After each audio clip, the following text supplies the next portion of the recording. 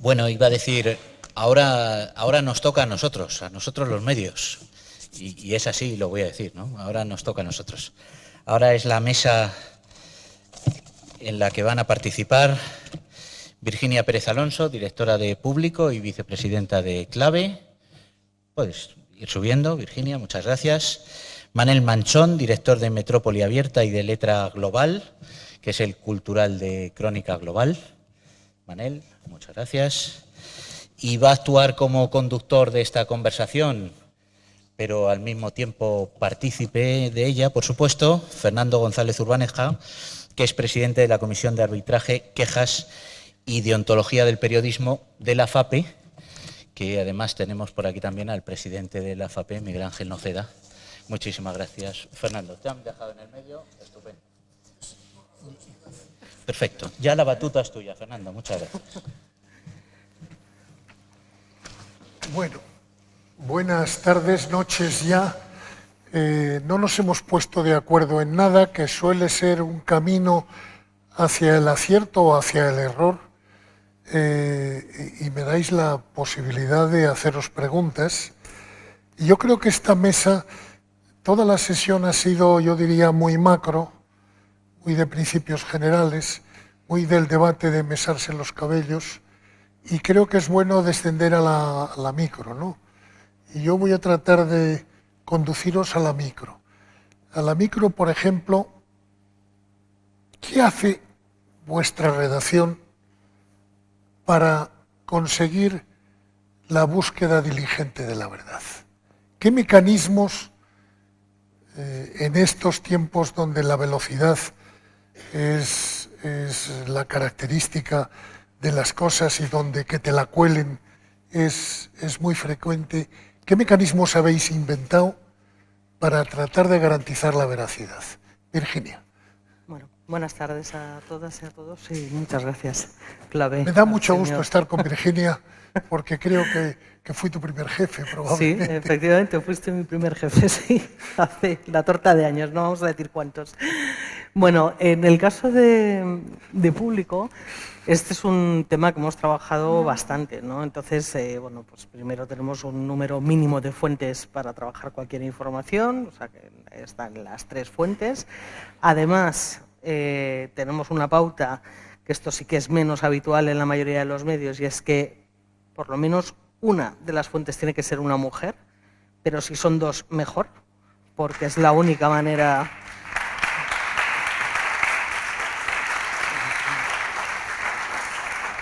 Esto de la veracidad y el género está bien, pero bien. Bueno, o sea, no tiene que ver con la veracidad, pero sí con la pluralidad, y porque somos la mitad de la población, con lo cual ya iba siendo hora que algún medio nos dedicara la mitad del tiempo, ¿no?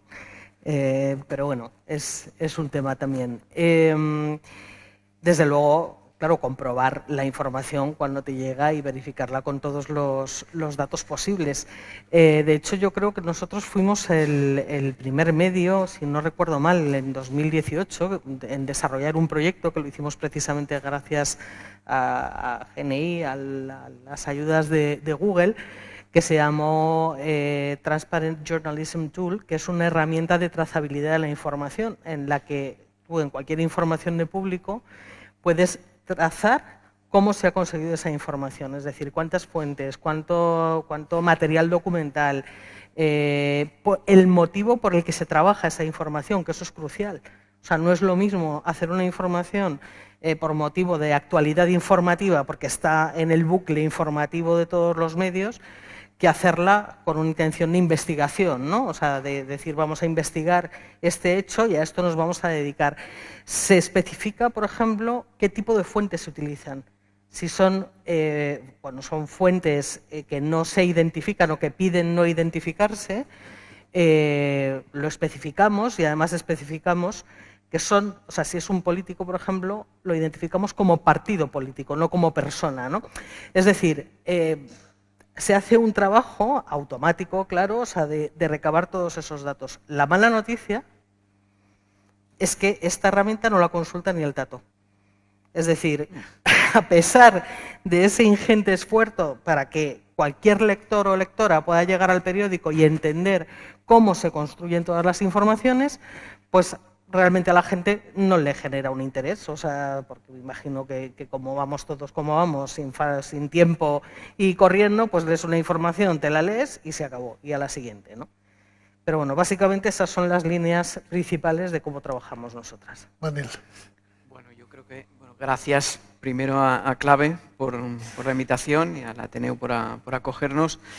Yo creo que no podemos inventar nada nuevo de lo que hemos hecho siempre los periodistas en un medio de comunicación, que podríamos llamar ahora clásicos, ¿no? Que es pues contrastar lo que nos ha llegado. Lo que nos ha llegado puede ser a través de muchas maneras, o porque tú lo has visto, porque has ido a un acto, porque te lo han explicado una asociación X, y a partir de ahí pues comienza un camino que, a partir de lo que decía, que me gusta esa idea de lo que pretendes encontrar o lo que pretendes explicar, lo contrastas con otras fuentes. Yo lo que he percibido en los últimos años, y yo creo que ahí hay una diferencia muy grande, y eso es lo que nos hace a veces tambalear, y es que dijéramos, la jerarquía de fuentes se ha equiparado. Y eso a priori podrías pensar que es positivo, podrías pensar que se democratiza de alguna forma, ¿no? Pero hasta cierto punto no puede ser lo mismo una entidad que se acaba de fundar por unos determinados intereses que una administración, que un particular que tiene unos intereses muy concretos en esa cuestión. Y yo he percibido que en los últimos años se equipara, entonces lo que pueda decir una determinada entidad vale lo mismo que lo que nos diga un responsable político. Y digo, a priori parece bueno, positivo. Yo creo que hemos ido comprobando que es negativo, porque los medios pueden acogerse a esto lo he obtenido de tal fuente, y es verdad, es una fuente, lo has podido contrastar mínimamente con otra y ya tienes un título. Y ese título lo lanzas, y si luego hay que modificar alguna cosa ya lo harás. Creo que la jerarquía de fuentes es una cuestión importantísima. Yo lo he visto también desde dentro de la administración, y cómo la administración abría los ojos, los responsables políticos, porque se le daba más importancia a una determinada entidad que a la propia autoridad política. Aquí podríamos decir, bueno, es que las autoridades políticas mienten. Bueno, pero a priori la jerarquía de fuentes no se puede equiparar. Yo creo que es para mí una primera lección importante. Lo llamo a eso confundir el peso con el volumen, que no todo lo grande pesa mucho ni todo lo pequeño pesa poco. Eso en información económica es especialmente grave. Recuerdo un trabajo de hace quizá ya demasiado tiempo, como 24 años, un trabajo en la universidad, creo que fue en la Complutense, sobre el uso de fuentes. Y el profe que había dirigido el trabajo de los alumnos tomó una serie de medios, los medios de la época, e identificó noticia a noticia durante un periodo de un mes el número de fuentes que había manejado cada información. El resultado final daba menos de 1. Y de ese menos de 1, más de la mitad era la fuente original de la noticia. Yo lamento que ese estudio, yo le tengo obra, no se haya repetido con más frecuencia por las propias redacciones, con objeto de hacer la pedagogía interna, que sería muy necesaria. Yo quería preguntaros, habéis hablado hoy de las herramientas que proporcionan Google u otras para combatir la desinformación. ¿Cómo van las oportunidades y los riesgos? Es decir, la carrera de la desinformación es muy rápida. La carrera de la lucha contra la desinformación es un poco menos rápido, ¿no? Eso que la mentira corre más que la verdad. ¿Cómo veis las oportunidades y riesgos en este momento, por ejemplo, comparando la campaña presidencial de Trump, la primera, la que perdió Clinton, y la campaña actual, que creo que tiene otro sesgo?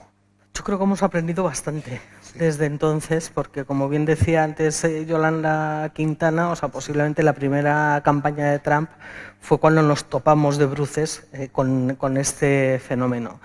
Han pasado 8 años, si no recuerdo mal, ¿no? No, han pasado 8. Sí, ¿no? 8, sí. Hemos aprendido bastante, desgraciadamente, porque creo que estos 8 años ha sido cuando hemos visto esa evolución tremenda y las consecuencias, ¿no?, también de esta evolución. A ver, voy a saltar un segundo, voy a seguir con esto, pero voy a saltar un segundo a lo que comentabas de las fuentes y de la fuente original, porque aquí hay un tema clave que es muy importante, y es que muchos medios digitales, su fuente original en muchas informaciones es otro medio, porque como todo fluye a una velocidad de vértigo, pues muchas veces ocurre que ves algo publicado en el medio de al lado y dices, ostras, y esto es verdad, y a lo mejor con muy poco esfuerzo, que es una llamada de teléfono y tal, puedes llegar a la conclusión de que es algo publicable, ¿no? Claro, esto es un riesgo bestial, o sea, porque yo lo dije hace unos meses en una conferencia sobre el conflicto en Gaza. Bueno, pues los medios, por ejemplo aquí en España, cuando no tienes la posibilidad de enviar a gente a la Franja de Gaza porque Israel no permite la entrada de periodistas, ¿de dónde terminan bebiendo? Pues de la prensa estadounidense, de la prensa anglosajona, la mayor parte de los medios, ¿no? Por lo tanto, al final el discurso que se termina comprando es uno muy concreto, ¿no? De forma, no digo que sea siempre de forma consciente, o sea, creo que muchas veces es de una forma inconsciente, pero es muy importante tenerlo en cuenta porque esto construye el discurso público, ¿no?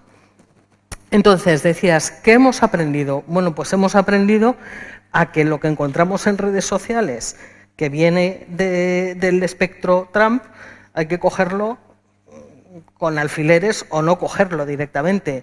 ¿Qué hemos aprendido? Pues que cuando vemos algo publicado en un medio que nos parece que es la bomba, automáticamente lo que hace unos años hubiéramos dicho, ostras, esto nos va a subir el tráfico, vamos a tal, lo pones en cuarentena, porque casi nunca es verdad.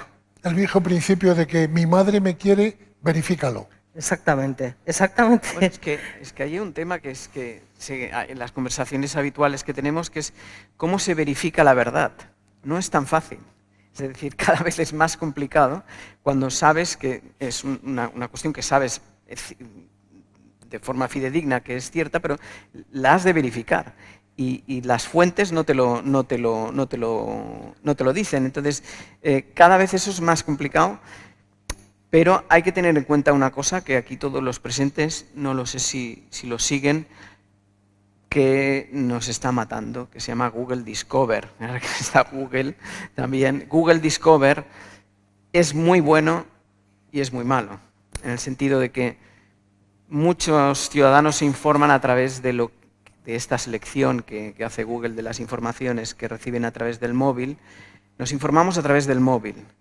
Este es el gran cambio que no podemos dejar de lado, nos informamos a través del móvil.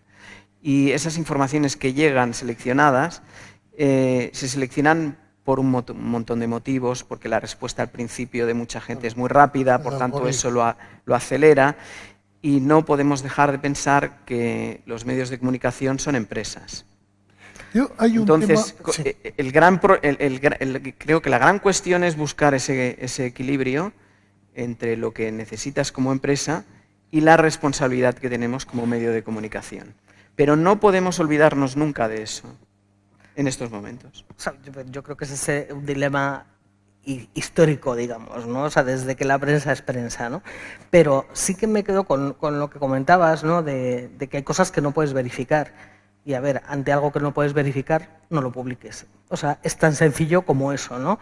No nos va la vida en ello, o sea, no nos va la vida en publicar absolutamente cada cosa que publican 28.000. Por eso, pues cada medio tiene su línea editorial también. Hay un viejo principio también en esto, que es en la duda abstente. Exactamente. Pero claro, hay que tener mucha virtud para abstenerse. Bueno, pues yo creo que es muy importante. Se utiliza generalmente un pleonasmo, hay varios, ¿no? Periodismo ciudadano. Yo no sé muy bien qué es el periodismo no ciudadano. Pero lo mismo los medios digitales. ¿Dónde hay medios no digitales? Es que es una gran pregunta, es decir, porque muchas se sigue diferenciando. Se dice, no, los medios y los digitales. No. Eso es plan antiguo. Hablemos de medios. Los medios, los grandes, los pequeños, pero todos son digitales, y los periódicos que podríamos llamar de papel tienen sus versiones digitales, pero es que además también los grandes ingresos ya empiezan a llegar por la vía digital, porque el papel en la venta por kiosco cada vez es menor, y también por suscripción. Es decir, no diferenciemos ya entre medios y digitales, somos todos es el ecosistema, y luego dentro de este ecosistema pues habrá medios que lo hagan mejor, peor, o que solo sigan un determinado interés y la información no sea su principal motivo, pero el paquete es medios. Medios de información. Ya está, punto. ya está. Sí. ¿Hasta qué punto os preocupa la extraordinaria preocupación que todo el mundo tiene por arreglar nuestra vida interna sin arreglar la suya, ¿no? Es que, bueno, claro, yo recuperando lo que decía al inicio, cuando decía lo de la jerarquía, es que de la administración te tienes que fiar. Por tanto, la responsabilidad de lo que se llama, y yo les tengo un enorme respeto, que son los periodistas de fuentes, sí, es una responsabilidad enorme para que el sistema democrático se pueda desarrollar y podamos tener ciertas garantías de que no nos lo vamos a cargar. Por tanto, la administración, el interés que tienen en resolvernos, siempre que ellos cumplan, nosotros aceptamos que puedan dialogar de tú a tú, pero las administraciones en eso, claro, los responsables políticos, pero los departamentos, por ejemplo, de los gobiernos autonómicos, los ministerios del gobierno de España, tienen que, yo creo que lo asumen, pero en el día a día tener muy clara la responsabilidad que tienen para mantener esa jerarquía que yo reivindico. Bueno, claro, tú dices, ¿qué hacemos con todos estos que se meten en lo nuestro, ¿no? Sí. Bueno, es que al final lo nuestro es lo de todos, ¿no? Yo creo que sí, claro, afortunadamente también, ¿no? Por lo menos nuestro trabajo consiste en informar, en generar una opinión pública, ¿no? Y en hacer partícipes a los ciudadanos de ese derecho a la información veraz que tantas veces se ha comentado hoy aquí, que está en la Constitución, ¿no? Entonces, ¿qué sucede? Que efectivamente estamos en un momento muy complejo en el que llevamos unos años con una cresta de la ola de mentiras, bulos, desinformación, pero es que esa cresta de la ola no es solo mediática, o apenas es mediática, es en parte, pero donde más se genera es en las redes sociales, ¿no? Que ese es otro fenómeno al que casi nos estábamos acostumbrando a conocer, porque las redes sociales son muy jóvenes, nacieron en 2005, si no recuerdo mal. 2006, que es el año del cataclismo. Claro, entonces, el año de la divisoria que decía Peter Drucker. Bueno, del cataclismo, o sea, realmente nacieron como, o sea, yo creo que las redes sociales nacieron, hablabas tú del periodismo ciudadano, ¿no? O sea, como una oportunidad también de la ciudadanía de romper, digamos, demoler la tarima que había entre la ciudadanía y los medios de comunicación, que generaba al final un abismo en el que no se producía ningún tipo de comunicación, ¿no? ¿Qué ocurre? Que eso se ha demolido, pero vamos, ha saltado por los aires.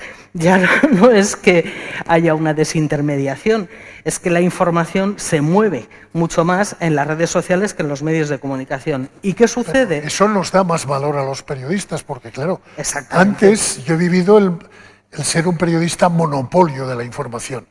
Era noticia lo que nosotros publicábamos. Afortunadamente eso ha muerto, y eso es una faena para nosotros, pero al mismo tiempo es una gran oportunidad, porque deberíamos tener, y en eso nos va la vida, la capacidad de validación. Totalmente, pero por eso a mí me gusta cuando se habla de los medios de comunicación y del periodismo como pilar democrático, que todo el mundo dice, los medios es el pilar democrático, ¿no? Y yo pienso muchas veces, jolín, pilar democrático, llevamos en una revolución industrial desde finales de los años 90,